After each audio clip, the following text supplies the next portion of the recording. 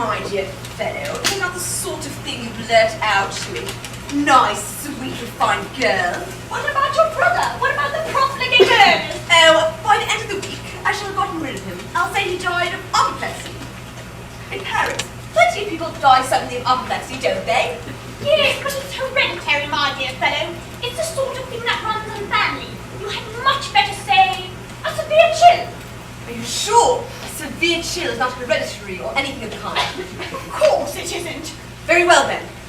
My poor brother Ernest is carried off suddenly in Paris by a severe chill. That gets rid of him. I thought you said that Miss Cardew was a little too much interested in your poor brother Ernest. Oh, Cecily is not a silly romantic girl. She has a capital appetite, goes for long walks, and pays no attention at all to her lessons. I should like to see Cecily.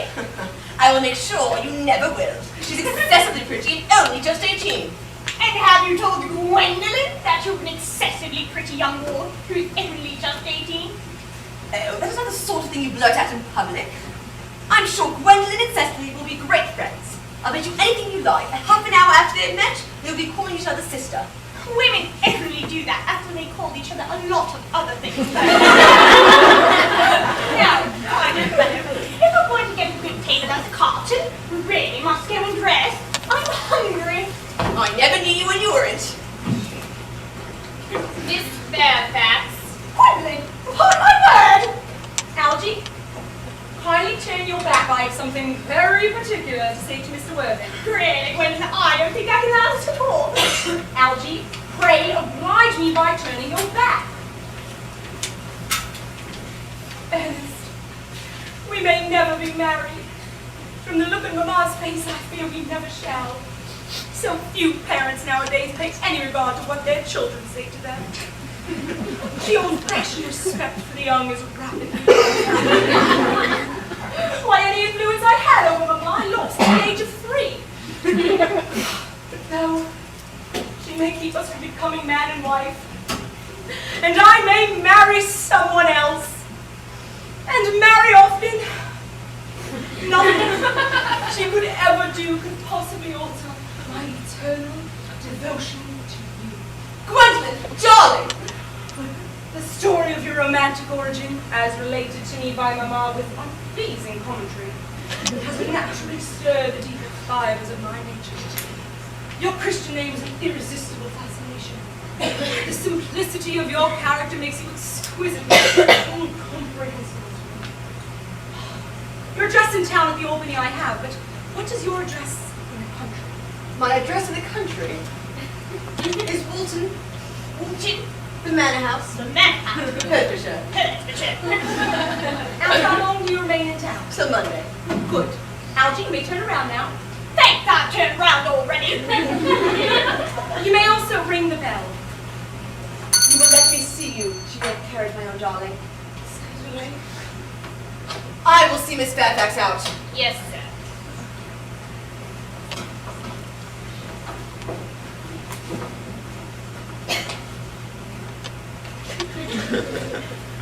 Tomorrow, Lane, I'm going bumbering. Yes, sir.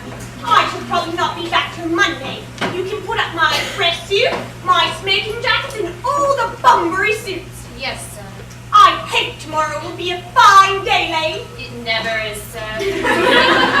Lane, you are a perfect pessimist. I do my best to give satisfaction, sir. There's a sensible, intellectual girl. The only girl I ever cared for in my life. What are you so amused at? I'm a little anxious about poor Bunbury, that is all. You don't really care. Your friend Bunbury could get you into a serious scrape one day.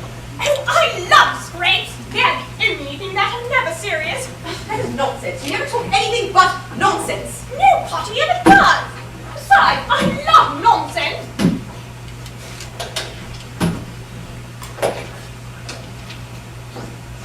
Wharton, the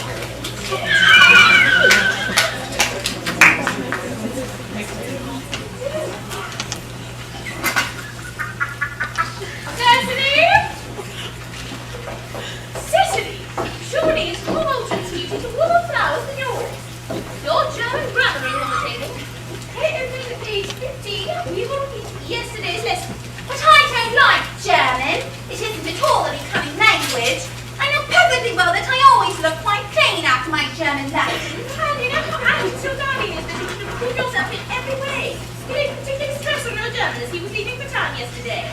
Dear Uncle Jack is so very serious.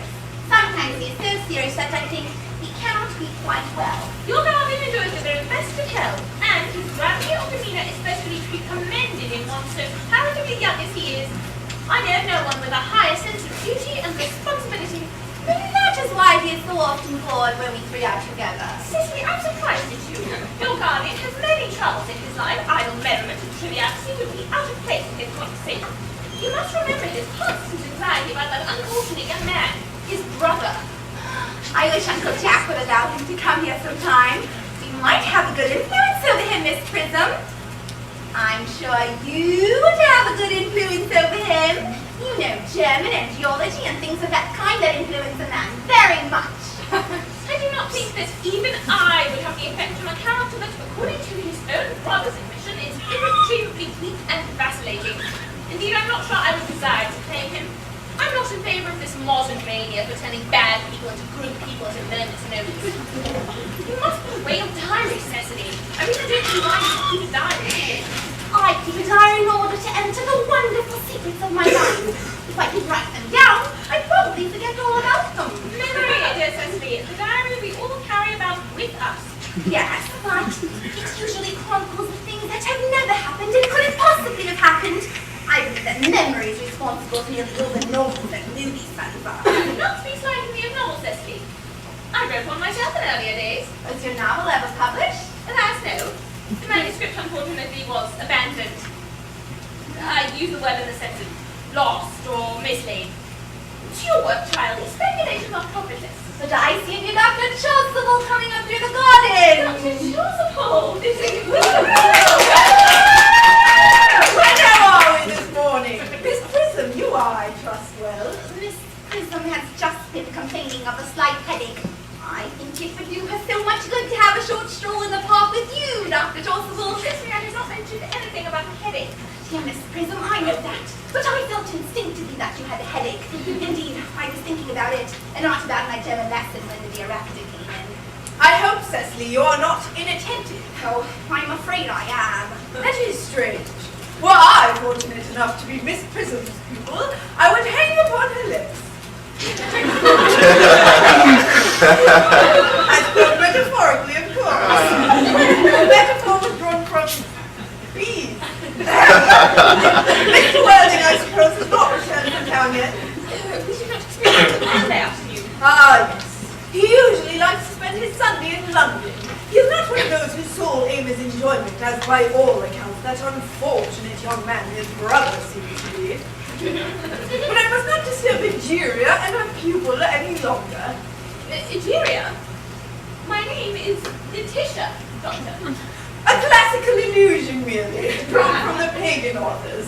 Oh, so you both no doubt have even saw? I think, Dr. Chasuble, I will have a stroke with you. I find I have a headache after all, and a walk might do it good. With pleasure, Miss Prism, with pleasure. We might go as far as the schools and back. That would be delightful. Cecily, you will read your political economy in my absence. The chapter on the fall of the rupee you may omit. It is somewhat too exciting for a young girl.